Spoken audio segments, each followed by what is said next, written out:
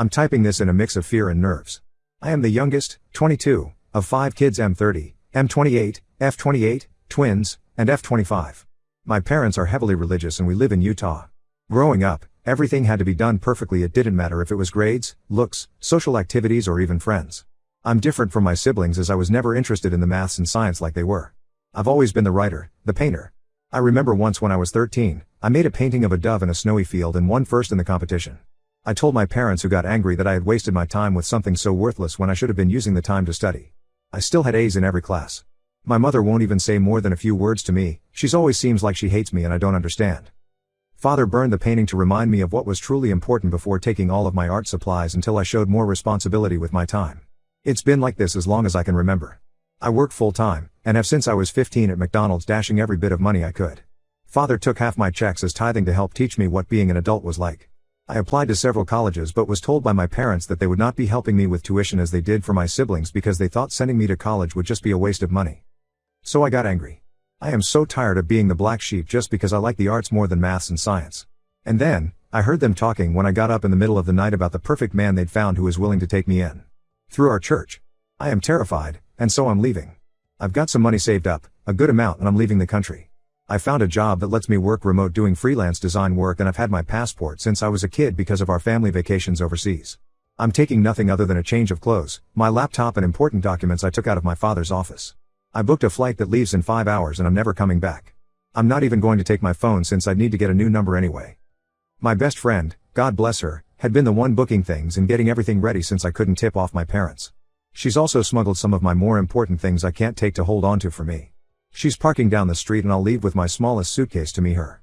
I don't know how they'll take this. I'm terrified they'll find a way to drag me back, or track me down. They went to bed over an hour ago, but I'm too anxious to sleep. I don't know if I'll have any updates, but I just hope they don't stop me. Update 1. Wow, so much has been happening lately that it's kept my head on a swivel constantly. I'll start with the good part of the update before moving on to the less happy bits. So, I was advised to remove the location destination from my post, so all I will say is that I'm in South Africa right now and it's amazing. The food is astonishing, and a poster here messaged me to recommend that I try bunny chow, which is actual authentic curry in a bread bowl. It was phenomenal. I got to chatting with one of the hotel staff. She's about my age and we really hit it off. She went with me to a local shopping center to get some new and better clothes.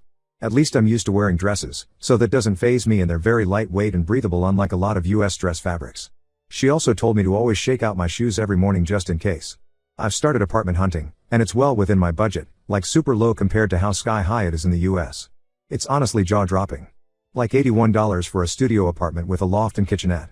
So yeah, housing won't be an issue, and it is a bit odd to be house shopping for myself when I've always lived with my parents. Now on to the less pleasant bits. I finally opened the emails, deciding it was best to probably get it over with. My father's email was filled with anger. There is no other way to put it. He said that by taking off irresponsibly like I did cost them the friendship of someone they'd planned on introducing to me. He never admitted that it was the 53-year-old they'd basically sold me to. Father stated that because of the social relations that had been damaged and impacted by my actions, I owe them approximately $85,000 in reparations. He also claims that he will be taking me to court if I don't pay it in full within 30 days and return home, as I obviously cannot be trusted. I plan to ignore that as I believe him to be bluffing. He ended his email/rant with "You belong to me, and I won't tolerate such defiance when we've put a roof over your head and taken care of you for your entire life. You were never the child we expected. It's time you make up for your deficiencies. I expect you home within the next 2 weeks." Yeah. No. My siblings were basically copies of my father's email, admonishing me for throwing the efforts of our parents in their faces before running off like a coward unwilling to face the fallout of my actions. I skimmed them honestly, before just deleting them. It's nothing I didn't expect. However, my sister-in-law, she's married to my eldest brother, sent her own email before asking me not to reply as she would be deleting every sign she sent it from her end.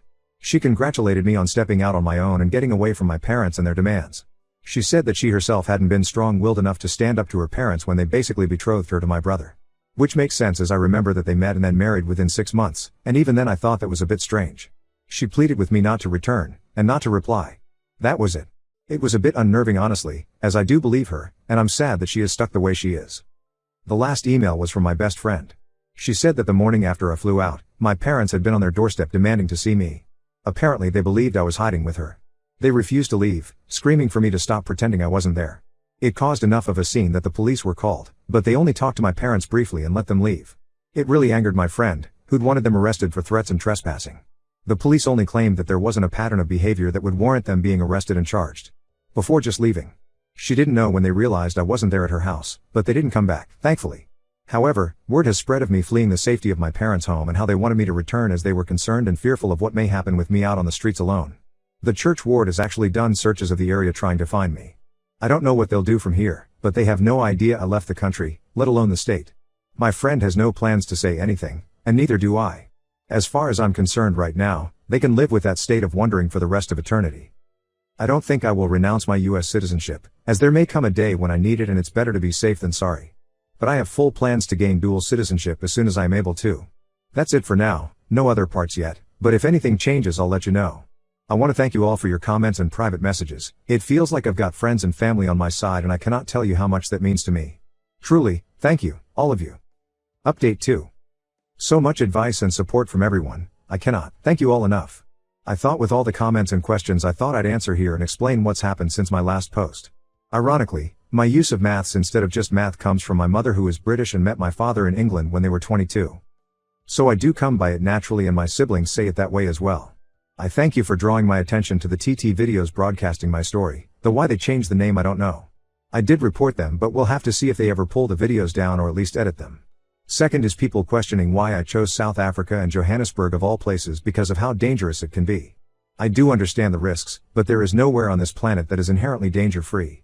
Africa is massive and incredibly diverse, finding someone would be very difficult and because those videos got so much attention I have left Johannesburg sadly.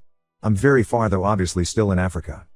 The area I'm in now is incredibly safe, and came highly recommended by several people. Settling here will be very comfortable and the people are wonderful. I may even attend the university here and get a degree. I haven't replied to the emails, but I have saved them and printed copies and laminating them just in case. I will not be renouncing my US citizenship, and my passport is good for another 8 years. I don't hate religion, regardless of what it is. In my eyes, a person's relationship with God is incredibly personal. If a person connects with him via camping, or walks, long drives listening to music, acts of service, that's their choice and it's just as valid in my opinion as sitting in a pew is. Possibly more as they're honest with themselves instead of just putting on a false facade for the public eye. I plan on ignoring any further emails from my family, other than printing them out just in case. They've made several phone calls to my friend who's had fun with them. The first time your father called yelling that I hand you over I pretended to be cowed and gave him your location. It took him to a strip club. He came back screaming at how I had embarrassed him. I just hung up on him honestly. She did that each time they called, giving a different location each time. Her favorite was sending my parents to a nudist retreat. My mother passed out apparently. My friend is looking to move and eventually plans to join me but will jump around a bit so that they don't follow her to me. I did finally read my uncle's email, but it was just a copy of my father's with the added comment that he and his fellow cops would be looking for me to bring me home safe before I got myself in trouble and hurt. I am being watchful, and I know better than to wander into dark alleyways and abandoned places. That's all I've got for now. If anything changes I'll let you all know. It's heartwarming seeing and reading how many people are on my side and in my corner. I've actually begun printing out everyone's messages and comments to put in a binder I can look back on later. Truly, thank you all, I mean it. Update 3. Hello everyone, it's been a while since my last update and a few things have happened that I was told by my friend that I needed to share since everyone was still clearly rooting for me. I have settled in a bit here, and am now enjoying the fun of paperwork. Oh so much paperwork. I have secured an apartment, and while it's 2 bedrooms, one is for my friend when she comes to join me. I've made a few acquaintances here locally and am beginning to stand on my own a bit. My biggest challenge has been dealing with feeling uncomfortable because I don't know all of those unspoken rules the way I did in the US. As such, I'm constantly second-guessing myself but hopefully that will fade with time. So, family. My family has learned I left the state. How they did, I'm not sure. They do, however, seem convinced that I am still in the continental US. My friend works as a cartoonist, and while she doesn't make a large amount of money, she makes more than enough to live comfortably. She's getting ready to leave herself and decided to send my parents a farewell gift. She didn't tell me about this until just a little bit ago.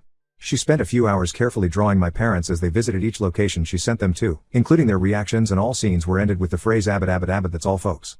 Sadly, while I've never seen Looney Tunes, as she named it, she said she portrayed my dad as similar to a coyote? I'm still not 100% sure what that means, but she said everyone else would. Before then ordering me to watch it. Maybe one day. She should be joining me around October 9th, after country hopping several times. All the things she hasn't sold are in a secured storage unit, including the things she's been holding for me.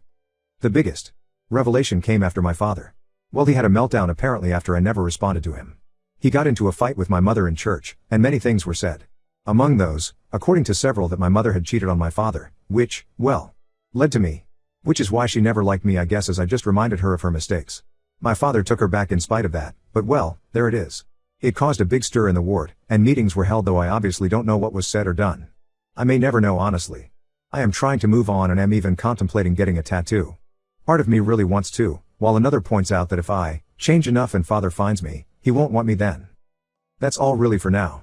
I'm not sure if I'll have anything else to share, but if anything happens I'll let you all know. Thank you for all the messages and comments, I do read them all. And it means more than you'll ever know.